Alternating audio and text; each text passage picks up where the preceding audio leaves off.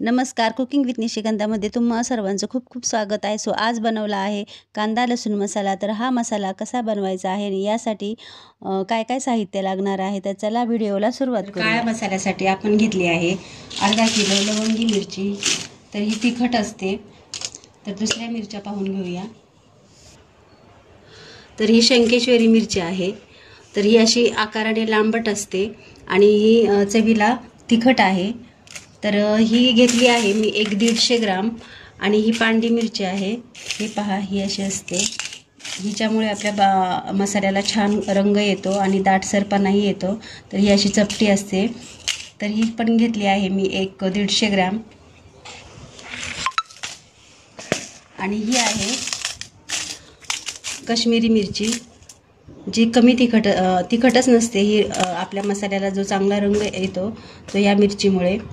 आणि ही आहे बेडगी मिरची. तर ही पण मी घेतली आहे 1 पावशेर आणि ही पण घेतली आहे 1 पावशेर. तर या दोन्ही मिरचीमुळे आपल्या मसाल्याला छान कलर येतो. तर आपण आता ह्या मिरच्या सगळ्या भाजून घेऊया. त्यापूर्वी मसाला पाहूया. तर 1 किलोच्या मिरचीसाठी आपण मसाले पाहून घेऊया किती प्रमाणात. तर मी जे हे मसाले सर्व घेतलेले आहेत ते 20-20 ग्रॅम आहेत. तर हे दगडफूल आहे आपलं, चक्रफूल, हे असं, हे 20 ग्रॅम आहे. ही जायपत्री आहे, हे पहा, ही पण 20 ग्रॅम आहे. ही मायपत्री आहे, ही अशा प्रकारची असते, ही पण 20 ग्रॅम आहे. हिंग घेतला आहे एक 10 ते 15 ग्रॅम. हळद आहे एक 4 हळदीचे हळकुंड घेतलेले आहेत. 20 ग्रॅम दालचिनी आहे, हे पहा. हिरवी इलायची आहे. जो कांदा लसूण मसाला आहे, कुठे कुठे ह्याला घाटी मसाला म्हणतात, तर त्याच्यामध्ये हे सर्व पदार्थ टाकले जातात. आणि हे मिरे आहेत, ते पण 20 ग्रॅम आहेत. हे त्रिफळ आहे. आता दुसरं साहित्य दाखवू. ही मसाला वेलची आहे, ही पण 20 ग्रॅम आहे. लवंग घेतले आहे, हे पण 20 ग्रॅम आहेत. आणि हे नागकेशर आहे, हे पण 20 ग्रॅम आहे. खसखस आहे, ही एक मी 10 ग्रॅम घेतलेली आहे. आणि शहाजिरे जे आहेत असे बारीक मसाल्याचे, ते एक 15 ग्रॅम घेतलेले आहेत.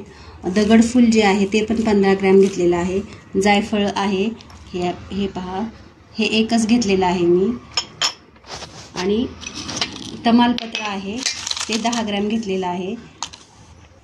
तर हा लसूण घेतलेला आहे 1 पाव किलो, तो मी सोलून घेतलेला आहे.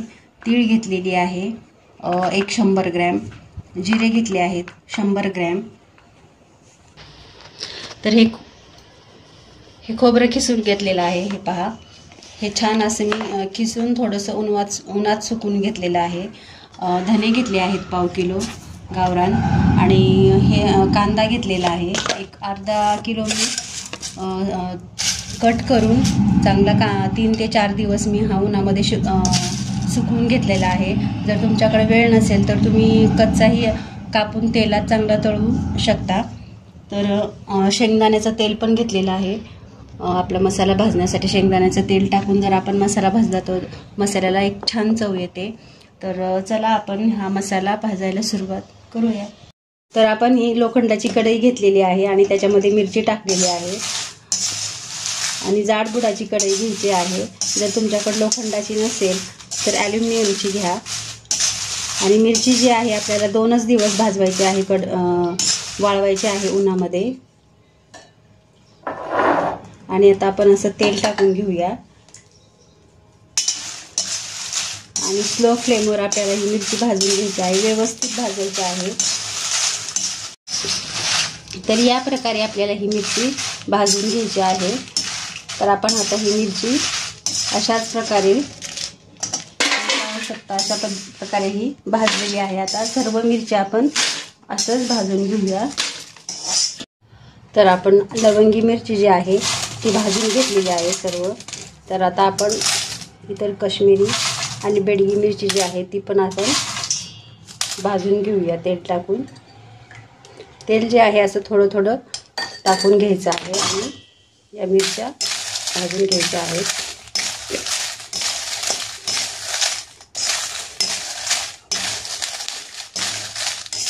लो फ्लेमच ठेवायची आहे गॅसची.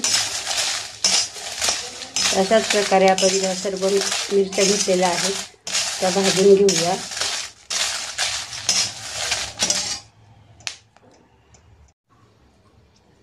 तर आपण सर्व मिरची ही भाजून घेतलेली आहे. तर आपण हे खिसून घेतलेलं खोबरं जे आहे ते छान असं ब्राऊन कलरचं होईपर्यंत मंदाच गॅस स्लो करायचा आहे आणि हे खोबरं आपण आता भाजून घेऊया.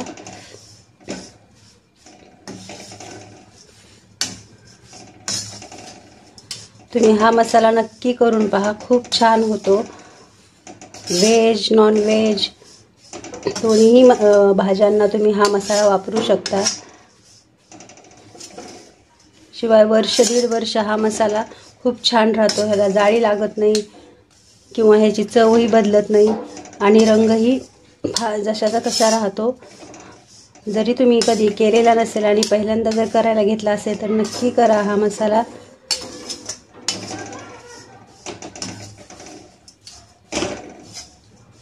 तुम्ही पाहू शकता आपलं खोबरं जे आहे छानपैकी असं ब्राऊन कलरचं झालेलं आहे. तर आता आपण हे काढून घेऊया. हे भाजताना आपण तेलाचा अजिबात वापर केलेला नाही, कारण ह्याच्यामध्ये तेल टाकायचं नाही, ह्याचा अंशच तेल ह्याला असतं. तर आता आपण हे खोबरं काढून घेऊया. तर आपण आता कांदा पण भाजून घेऊया.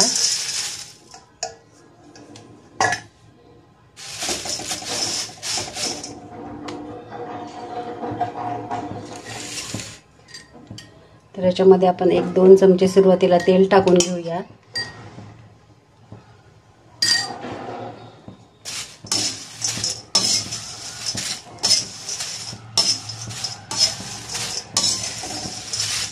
तर कांदा जो आहे तो आपल्याला छान असा ब्राऊन होईपर्यंत भाजून घ्यायचा आहे.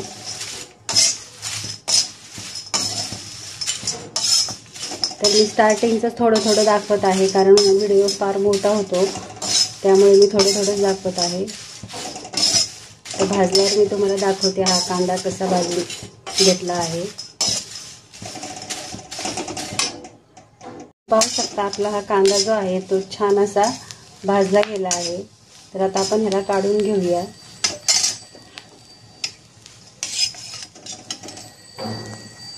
तर आता आपण धने भाजून घेऊया.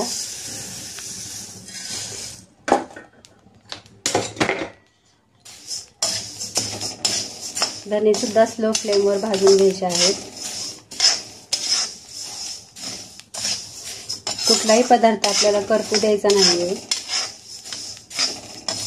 करपला तर त्याची चव, मसाल्याची चव जी आहे ती बिघडू शकते. त्यामुळे व्यवस्थित हे मसाले भाजून घ्यायचे आहेत आपल्याला. मसाला भाजायला थोडा वेळ लागतो.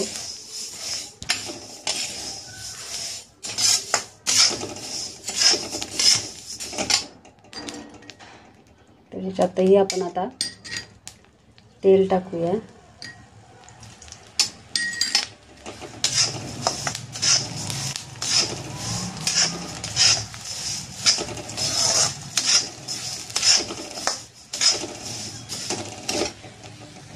झाले आहेत आपले, पाहू शकता तुम्ही धने भाजून.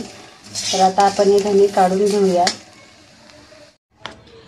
तर आता आपण जिरे जे आहेत ते पण भाजून घेऊया.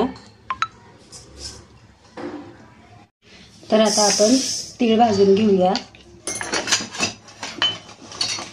तिळामध्ये आपण तेल टाकणार नाहीये, कारण तिळामध्ये सुद्धा तेल असतं.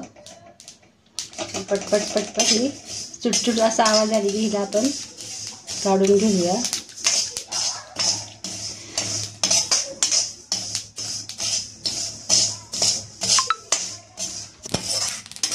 आपली ही तीळ भाजली आहे. तुम्ही पाहू शकता असा चुटचुट आवाज जर जोरात यायला लागला की आपली तीळ भाजली अशी समजायची. तर आपण हे आता तीळ काढून घेऊया आणि इतर मसाले आता भाजून घेऊया. तर आपण हे स्टार फूल जे आहे ते टाकून घेऊया. लवंग जे आहे ते पण टाकून घेऊया. मिरे, त्रिफळा,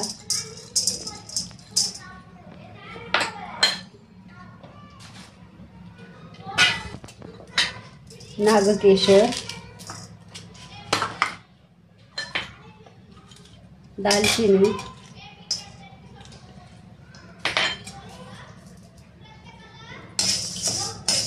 तर ह्याच्यामध्ये आपण तेल टाकूया भरपूर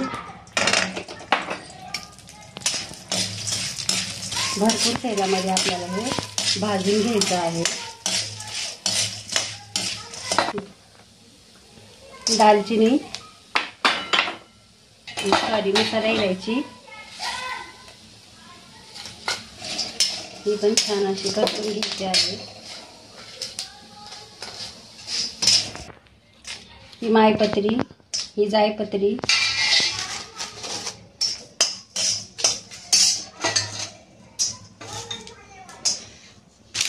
आणि तमालपत्र,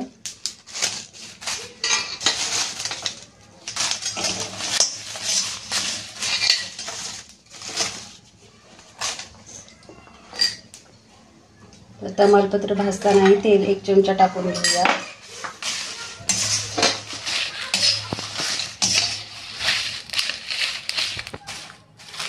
तमालपत्र जे आहे ते दोन्ही साईडने छान प्रकारे असं भाजलं गेलं पाहिजे. हे पहा, असं भाजलं गेलं पाहिजे. तर व्यवस्थित आपण हे तमालपत्र भाजून घेऊया. तर आता आपण तमालपत्र हे काढून घेऊया. भाजलेलं आहे. तर आपण ह्याच्यामध्ये आता दगडफूल जे आहे ते टाकूया.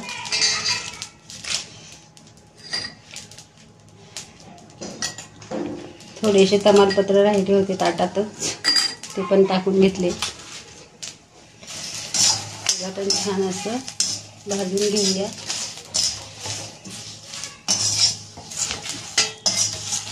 नको ते राहू दे. इथं तर आपलं दगडफूल हे भाजून घेतलेलं आहे छान प्रकारे. तर आता आपण ह्याच्यामध्ये हळकुंड टाकूया, जायफळ आणि हिंग हे पण छान असं तेलामध्ये छान तेलात परतून घ्यायचं. हे फोडून घेतलंय मी सगळं.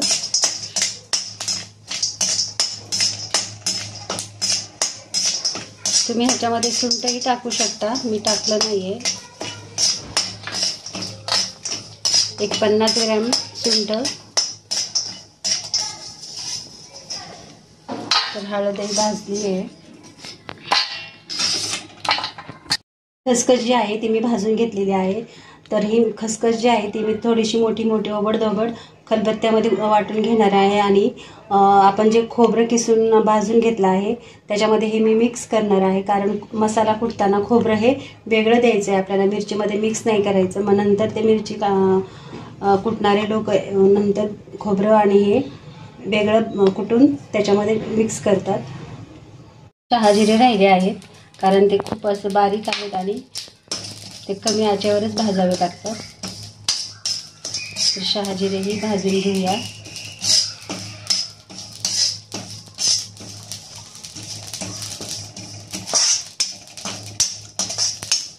झाला आहे आपला सगळा मसाला भाजून. आता मसाला पूर्ण थंड झाल्यावर आपण याला दळायला घेऊन जाऊया. तर आपण हे मसाले आणि मिरची सर्व मिक्स केलेलं आहे. तर आता हे सगळं एकत्र करून आपण मिरची कांडपला दळायला न्यायचं आहे. तर हा जो लसूण आहे तो मी तसाच घेत आहे. आणि खोबरं जे भाजलेलं आहे ते पण असं वेगळं कॅरी बॅगमध्ये बांधून घेतलेलं आहे. आणि मीठ जे आहे ते 1/2 किलो घेतले, खडे मीठ घेतलेलं आहे. आणि खसखस जी आहे ती पण मी थोडीशी अशी खलबत्त्यात कुटून घेतली आहे आणि खोबऱ्यामध्ये मिक्स करणार आहे. तेल घेतलेलं आहे 1/2 किलो मी हे. तर आता मिरची कांडपमधून हे आपण कुटून आणूया. हा कुटून आणलेला आहे मिरची कांडपमधून. तर तुम्ही पाहू शकता हा किती छान ह्याला रंग आलेला आहे. हे पहा, अशी मूठ पण वळली जाते ह्या मसाल्याची. तर तर तुम्हाला हा व्हिडिओ कसा वाटला नक्की कमेंटमध्ये सांगा. चॅनलवर नवीन असाल तर चॅनलला सबस्क्राईब करा. तर भेटूया अशाच नवीन रेसिपीसह. तोपर्यंत बाय बाय. तर हा मसाला तुम्ही काचेच्या बरणीत किंवा चिनी मातीच्या बरणीमध्ये भरू शकता, कारण की काचेच्या बरणीत भरल्यामुळे मसाल्याचा चव आणि जो रंग आहे तो वर्षभर जसाच्या तसा राहतो. तर प्रयत्न करा की काचेच्या आणि चिनी मातीच्या बरण्यामध्येच तुम्ही मसाला ठेवा. प्लास्टिकच्या बरणीमध्ये जर ठेवलं डब्यामध्ये तर तो त्याची चव बदलते काही 1-2 महिन्यानंतर.